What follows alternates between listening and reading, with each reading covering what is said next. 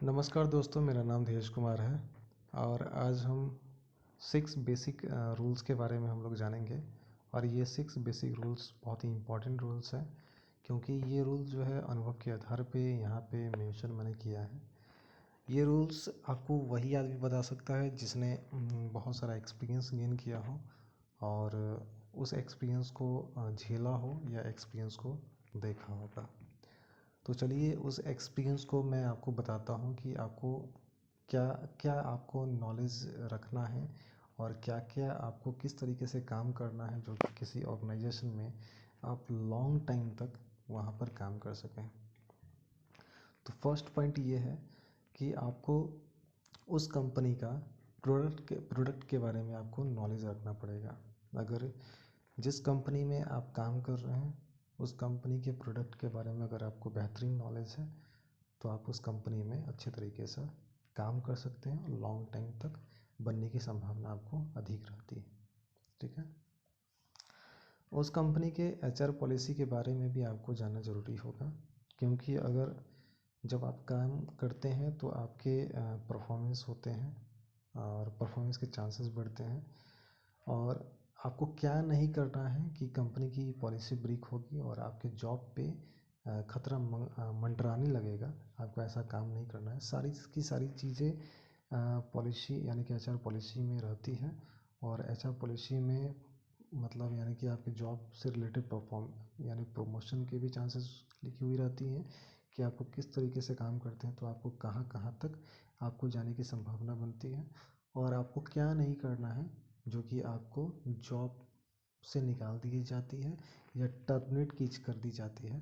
तो आपको सारी चीज़ें जो हैं एचआर पॉलिसी में लिखी हुई रहती हैं। ठीक है।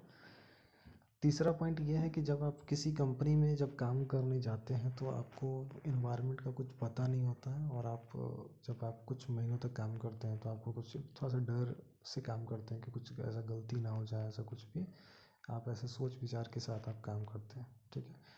तो आप उस हेजिटेशन को दूर रखिएगा और काम के वक्त जो हेजिटेशन नहीं करना है। ठीक है।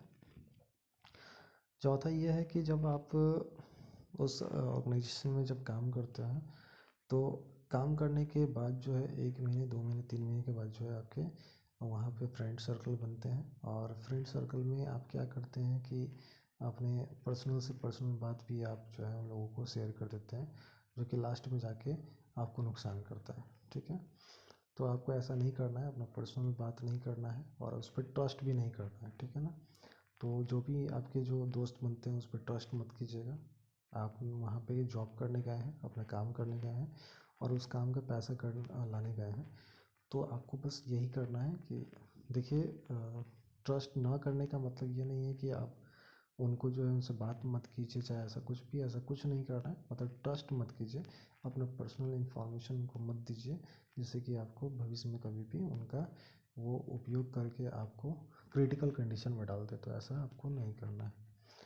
आपका जो कंपटीटर होगा उसके ऊपर भी आपको ट्रस्ट नहीं करना है, क्योंकि अगर उसने कुछ गलत आपको सिखा दिया है, गलत ट्रेंड कर दिया या गलत चीज़ आपको बता दिया तो वो चीज़ आप करोगे और आपके जॉब के ऊपर खतरा मंडराने लगेगी।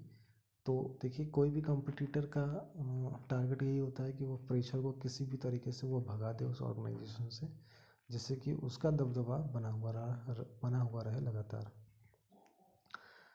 छठा यह है कि जब आप काम करते हैं, और सबसे बेसिक इम्पॉर्टेंट यही है कि अपने सीनियर से जो है आप कभी भी अच्छे से ही बर्ताव कीजिए, मोला के जवाब मत दीजिए, रूडली बिहेव मत कीजिए। ठीक है ना।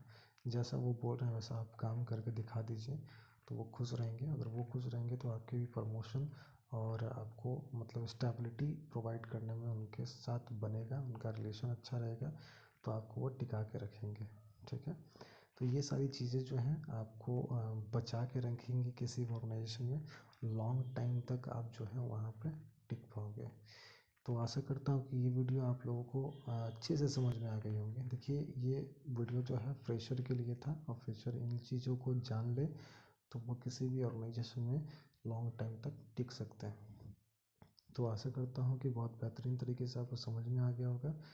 तो अगर समझ में आ गया होगा तो लाइक करें, कमेंट करें, शेयर करें और कुछ ऐसा अगर कुछ और इन्फॉर्मेशन आपको चाहिए कि हाँ मतलब जॉब से रिलेटेड कुछ इंक्वायरी चाहिए, या मैंने ऑलरेडी उत्कर्ष के बारे में मैंने बता दिया है, तो मैंने सिर्फ उत्कर्ष के ही बारे में नहीं बताया है, ये बाकी हर एक बैंक के बारे में मैंने एक गोल्डन रूल आपको मैंने बता दिया है कि कोई भी बैंक में अगर आप काम करते हैं तो आप किसी भी तरीके से ये कोई वो नहीं होगी कि हाँ मैंने आपको स्पेशली उत्कर्ष के बारे में ही बताया है, ऐसा कुछ नहीं है। कोई भी ऑर्गेनाइजेशन में अगर आप काम करते हैं तो ये 6 बेसिक रूल्स अपने माइंड में जो है लगातार अपने माइंड में रखिएगा, क्योंकि ये आपको लॉन्ग टाइम तक जो है वहाँ पे टिका के रखेगा। ठीक है, तो धन्यवाद।